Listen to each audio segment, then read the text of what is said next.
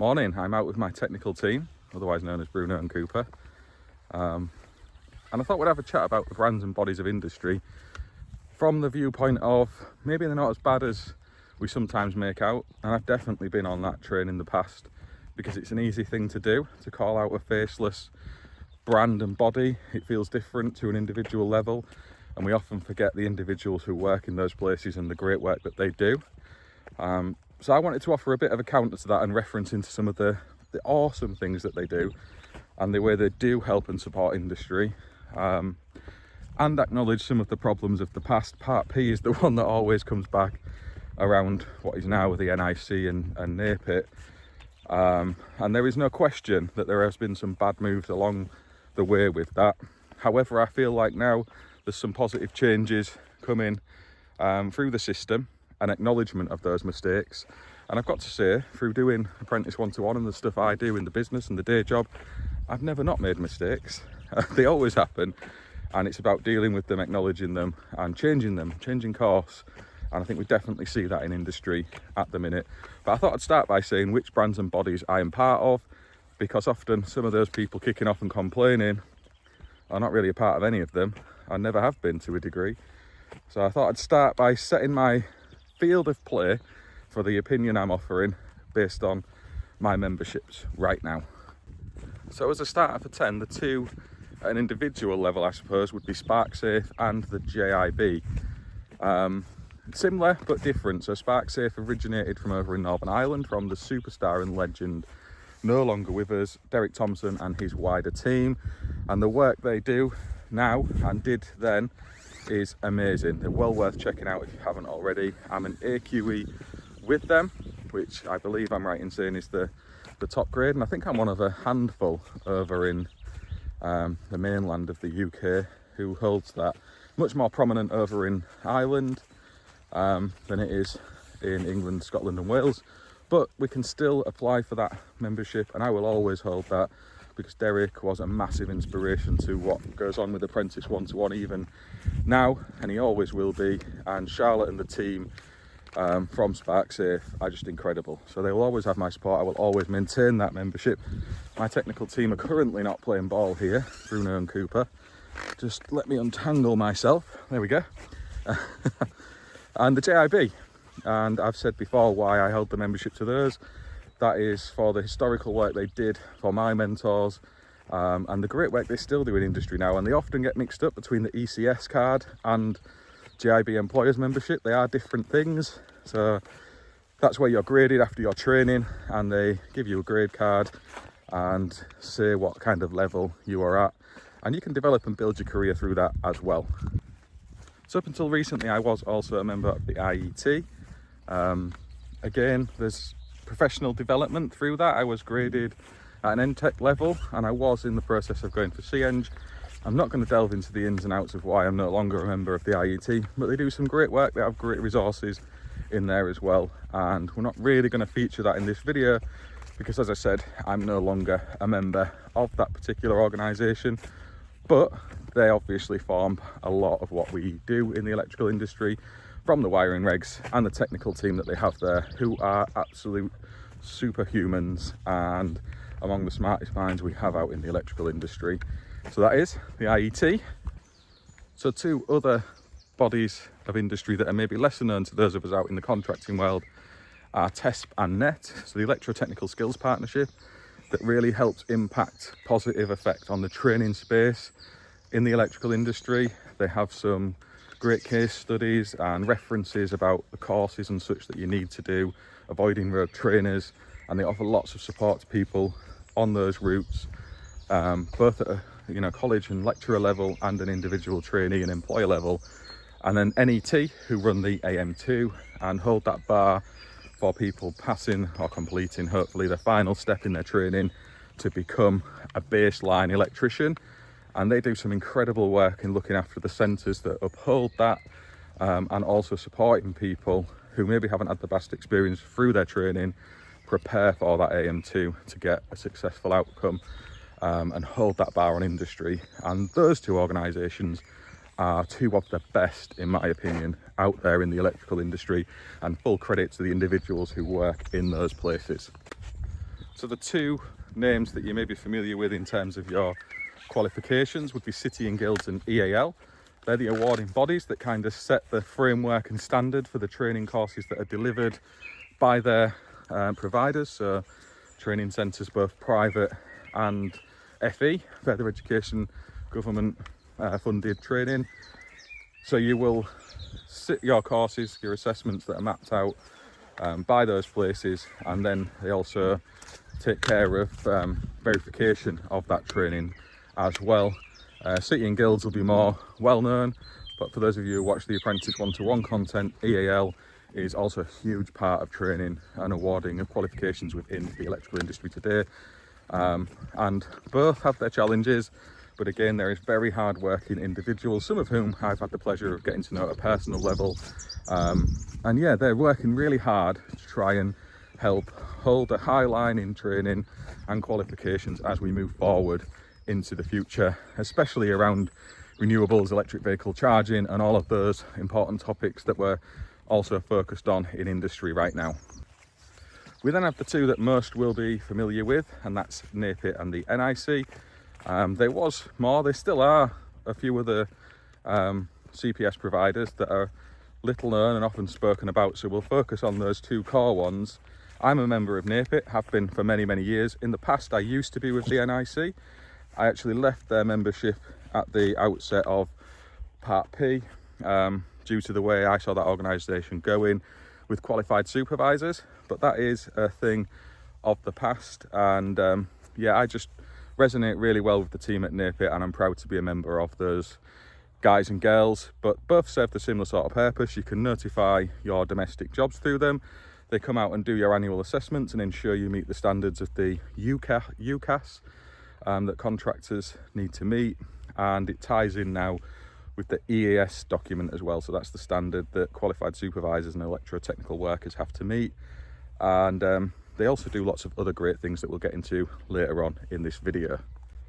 And more recently, we have the associations around the solar and renewables industry, and that is MCS and our Consumer Protection Association we joined, HICE. Now MCS is managed through the CPS providers, so NAPIT and the NIC have schemes that you can join to notify your solar installs, battery storage installs. Again, we're with NAPIT, so it's another assessment by those guys. But MCS more widely set out standards that we need to follow in terms of our installations, and also your interactions with your customers as well, what's to be expected in those kind of relationships. It's basically a set of standards that people installing renewable technology and other such things need to follow. Yeah, I'm relatively new to that, and I'm forming views in and around all of those things. And I know there's lots of dissatisfied heat pump installers and solar and renewable ones who've been at this a lot longer than I have. But just to set out what they do and how that's kind of run, there's MCS and HICE. So there's final two to mention on my list, and one is the ECA, and that's the Electrical Contractors Association. They are kind of linked and intertwined with the NIC Searcher in a roundabout way, and they are there as a trade association for contractors. I would have joined long ago, however, to avoid the technical assessment, not avoid it, but I don't just want to repeat the same thing over and over, you need to be an NIC approved contractor, then that assessment counts towards your enrolment with the ECA. If they started to count the NAPIT ones, I would join in a heartbeat. They have loads of great content at a technical level for members. Some of it is shared more widely, but generally it's kept insular to the ECA. And also there's loads of resources like ERAMs and stuff where you can get technical documents to help you with your contracts. I know loads of people have got lots of benefit from that. So yeah, they do some great work. And then there's obviously the Electrical Safety First, and in particular Richard and Dave, who help with Apprentice one-to-one very, very regularly. They do incredible stuff at a technical level. There's the RAG, which is a place anyone can submit questions for industry to take a view on and answer, which is a fantastic resource. And all of the campaigns and stuff they do out in industry at both a consumer and installer level. And again, there is a link there with Searcher, the NIC and ECA. What the actual structure of that all is, I don't know, but they are all intertwined in some way or other, but also independent of each other. So typically your CPS providers allow for a few things, but the ones that stand out for me is the self-certification of your domestic installations around Part P. You don't need to get building control involved, and you can have all of the insurances and guarantees put in place around your work through them as well. So they will underwrite that for a period of 6 years to protect consumers. Even in the event that your business goes under, they will honour those warranties, but it does have to come from the consumer side of things. That's often stuff that gets chucked up there, that they won't listen to electricians when we're raising complaints. And I can see the argument that way, because whilst we're the ones who understand when things aren't right, we can also moan about competitors and rivals in ways that aren't always fair, and they'd probably be inundated with those kind of scenarios. And usually if a consumer has had the advice of another electrician who's had sight of something, they can raise those complaints. And I've certainly helped people go down those routes in the past and have those warranties honoured. So that is one aspect of it. The other is the technical support that they can give you. So they have the helplines. They do loads of events. This is both the NIC and NAPIT, where they have their own road shows and tech talks. They will also attend the big industry events such as Elex and the CEF biannual shows, and smaller events as well, where you can go and physically ask their technical experts, take support and advice from those stand spaces. And I know the NAPIT Expo, for example, at Elex is full of other parts of industry as well. So I think they had MCS in their zone at the last time out I went in Bolton. And you know, it's handy that all of that is in one place for you to take guidance from when you are wanting a bit of help and support. They also have some things that you maybe wouldn't normally be aware of, and we use. So with NAPIT, we get a really good deal on our insurance. This isn't an advert for NAPIT. They've not paid or sponsored this video by any stretch. But yeah, we found that to be excellent value. There's always this, also the certification side of things. So as members, you get good discounts on both the NIC and NAPIT certification solutions. Again, we use NAPIT Fast Test. It's a rock solid option. There's videos on my channel, again, not paid or sponsored, where you can go and see how those things work. So there is that. What other things are they involved with? So there's the Competent Persons Scheme magazines. I think they both have those, newsletters, magazines, where there's regular content. And the biggest thing that lots of people aren't aware of is the trade association element of that, where you go to the annual or regional meetings that are once a quarter, or however they're structured with the particular CPS provider. And you can input questions that will then work their way up the chain of command and can be put forward in things such as JPL 64 meetings. They're our voice into those places as our representation at that level. It's often not spoken about, but that route is there. So they will be our voice in those conversations to try and set out contractor concerns around changes to the regulations amongst the manufacturers and other parts of industry when they're having those discussions, forming changes and amendments and new versions of regs.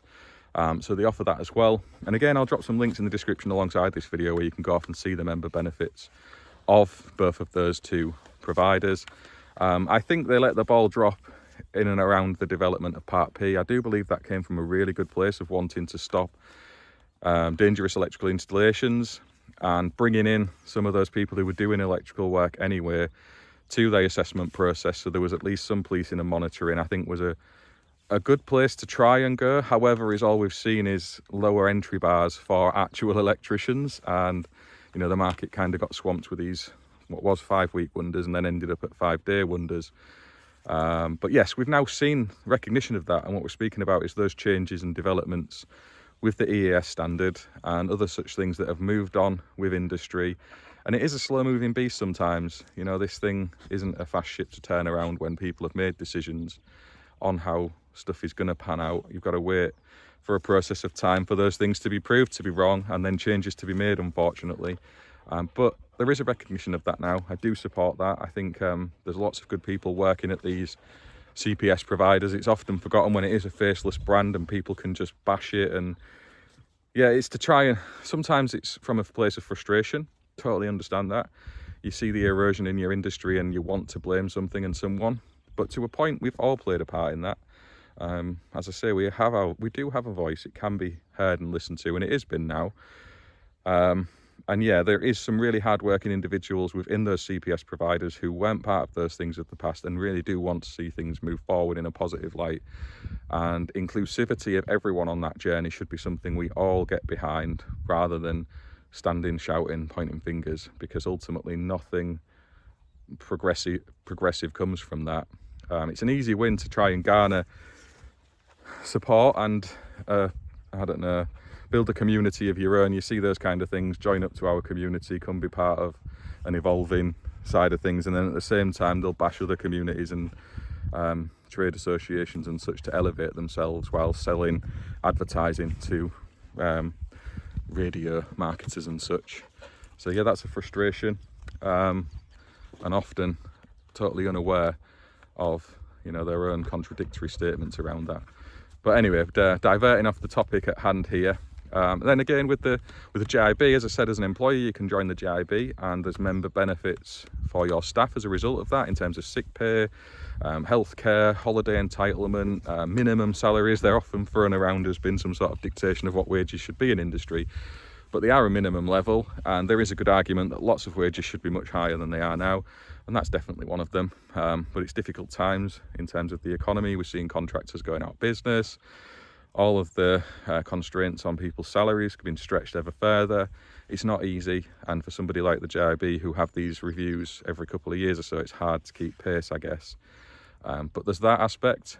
And then again, with your grading, so your card, so you can get access to sites that want to see a certain level of qualification on their construction projects, and the ECS card is the main way that is done in the UK. We just did an induction on a site up in the northeast last week, and we had to evidence our gold cards to gain access to that site. So it does play a big part in major construction projects in the UK. And as I said, BarkSafe is similar but different. Again, links in the description to set out what those key differences are and how they work over in Ireland and even in the mainland of the UK as well. So you can go off and check those ones out.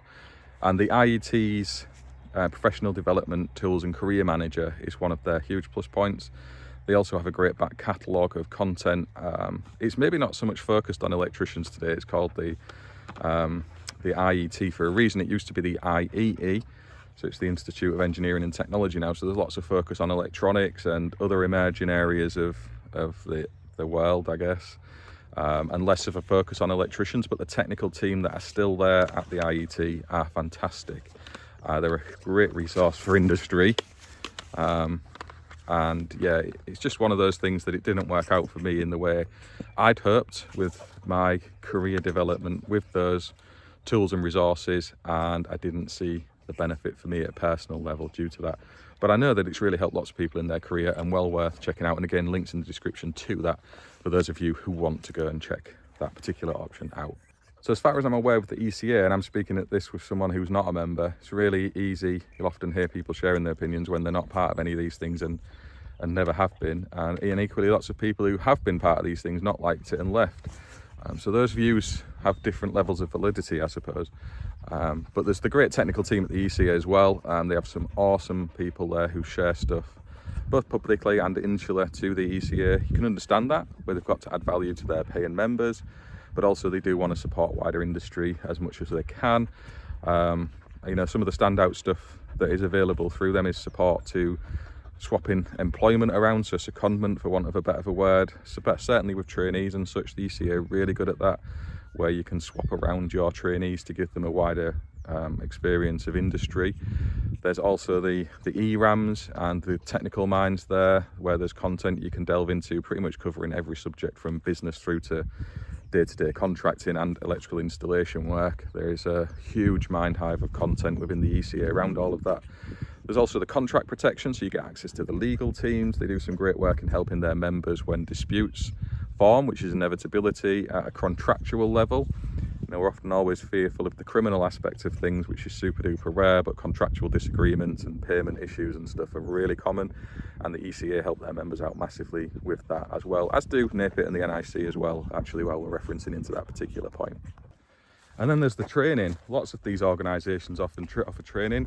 JIB, for example, you can get free access to training if you are part of a JIB employer, where you can take totally free courses. So that's a super duper positive on that front. Likewise with the NIC, NAPIT and ECA, there is discounted training that's available both at an accredited level and insular to those organisations as well. I did my solar PV and battery storage, for an example, with NAPIT. And I know the NIC do the same. They also have their own in-house courses and qualifications for more broad experience on stuff as well. And it's all discounted for members. So there's an upside there with that. And it's just that support when you need it, really. We often see these assessment annual visits that they're coming to pick fault, or when things have gone wrong, you see the complaints online. But day to day, they're doing lots of incredible work, be that through technical advice on the phone, supporting their members, helping them in contract disputes. Even when you become unwell, there's access to support through those things. There is lots of good work from the individuals within those organisations day to day, in the thousands probably, of unique, not unique, but individual people working within those places. And for every time we throw a bit of mud at the NIC destroyed this, or the ECA did that, or the JIB does the other, there may be a good point in and around all of that. But what's it actually serving? What purpose is that achieving? I've certainly found through Apprentice 1-to-1 that speaking with the people who work in those places, they want to help change things, they want to help improve things, and they need those in industry to help them do that. I'm there for that answer at a personal level. And like I say, I'm not perfect. I have kicked off online in the past at these kind of things. I mentioned about leaving the NIC due to the development of Part P and the Qualified Supervisor Scheme. I had very strong views at those times that I shared quite publicly and tried to encourage change, and nothing happened. You know, just another voice shouting in the crowd that no one's really listening to. And my approach changed 3 or 4 years ago at the forming of Apprentice 1-to-1, having seen what I thought was quite destructive behaviour by others to elevate themselves in terms of selling their training courses and sitting on their perch of superiority, lecturing to industry that somehow they know better than everyone else, when really they're just sat in an echo chamber shouting, pointing out all the problems but with none of the solutions. So yeah, this video was mainly just aimed at offering a bit of a positive spin on some of those random bodies in a way that I think is helpful. By no means are they perfect, and equally so, nor am I. I hope that has been of some use and interest.